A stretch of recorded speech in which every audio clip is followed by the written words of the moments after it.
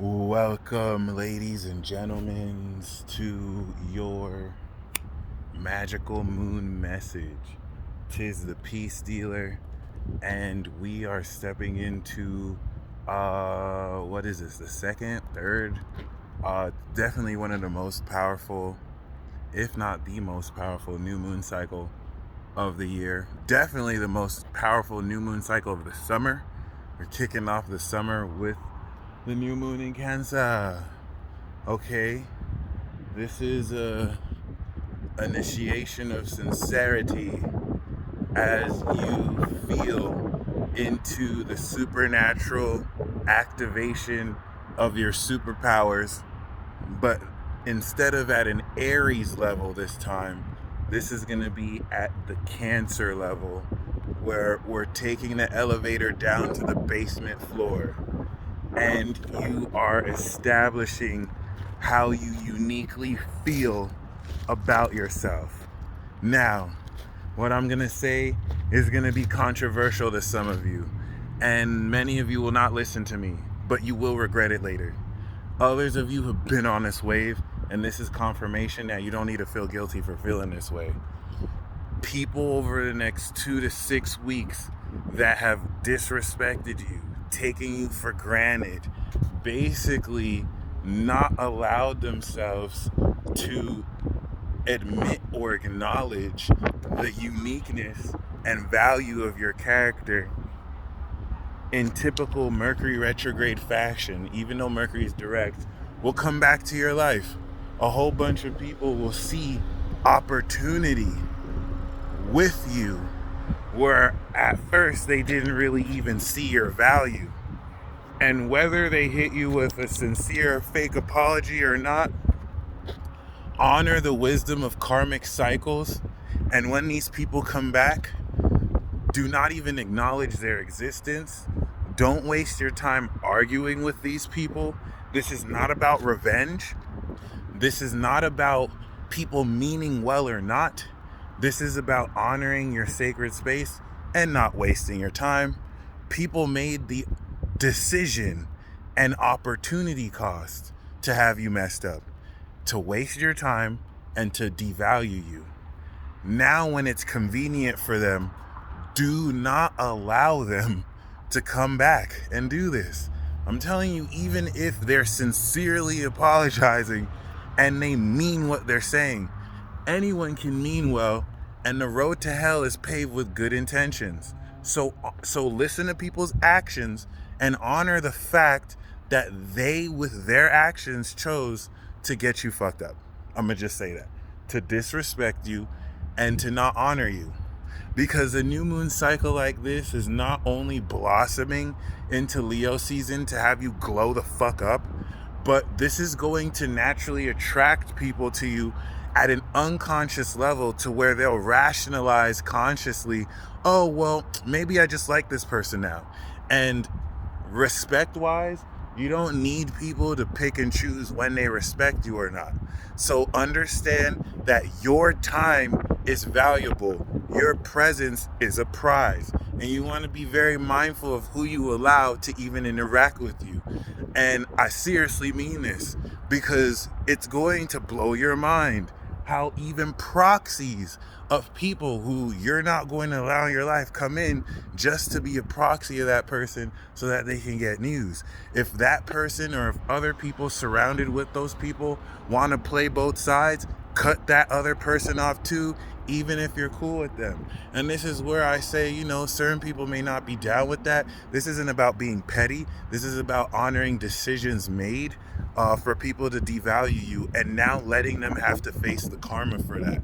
Letting them have to understand that their punishment is that they won't get any time with you. This is very important because the new moon cycle we're having is opposite Pluto. And the opposition to Pluto retrograde, while it trines Neptune, will make you a lot more extremely aware of oppositional dynamics between those who employ illusions and deception in order to psychologically mindfuck you with good cop, bad cop routines playing out in different aspects of their behavior, or people just really thinking they're slick and that they can play you. All right. If you allow people to do so, they'll play some social games with you. And it's better off that you just, draw the lines and don't allow people who don't deserve you any time with you. It's literally that simple. This new moon cycle is going to have the opening quincunx to, of course, Saturn in Aquarius, which is going to integrate at a deeply psychic level this extraordinary karmic knowledge. And this new moon cycle is going to transform the way you induce the feeling of these new psychic abilities in relation to others socially. Cancer is the depth of your identity. And so this is bringing to the surface your true, deeper feelings about everything, which may clash with what you initially took stances on. Okay, you might lean one way, but how you really feel about it on the inside could be a little bit different. It doesn't have to be totally different. Outside of that, Uranus is sextiling this new moon, and so there's an extraordinary, unconventional, extra dimensional, if you think of the causal realm of the mind and the higher causal plane that enables astral projection for you to tap into these abilities in literal supernatural ways that uniquely to your spirit you can express. So everything past Cancer season is your adventure through Leo of solar charging and glowing, of you actually perfecting superpowers. Everything before this point was more psychological, it was more mental, it was more getting your attitude, it was more seeing synchronicities. This is now actually more practical application of using superpowers. After the full moon in Capricorn, be wary of energies and projections that only seek to gain your attention by you responding to it. Some people know that in no shape, way, or form you would ever give attention to them, and so they have to act like they're angry at you or they're arguing with you just to trigger you, just to get a reaction out of you. These are losers. They are only doing this because if they don't do this, you would never even pay attention to them. So Cancer really asks you to see through psychological and psychic subterfuge, because not everybody is who they say they are, and you can feel the vibe in people's actions better than what words they use to paint and gloss over what they're really doing. Regardless, we need to take into account the ridiculous psychic development you've made from January to now, because you're manifesting all that inner DNA through a new feeling. You're coming into a spiritual awakening and new feeling this new moon.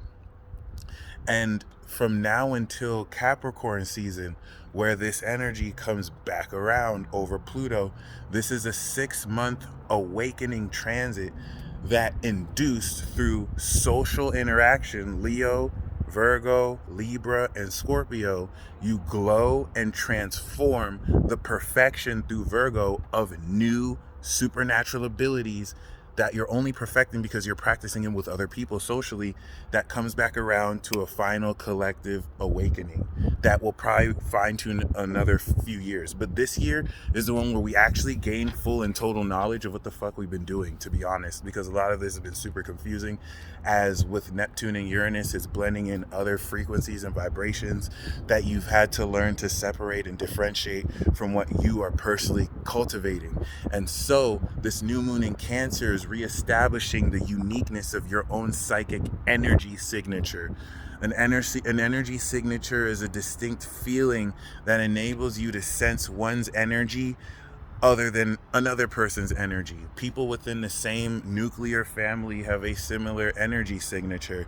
And outside of that, for those of you who are into chakra and techniques, coming into Virgo season, you're going to take newly developed superpowers and master them into techniques and abilities.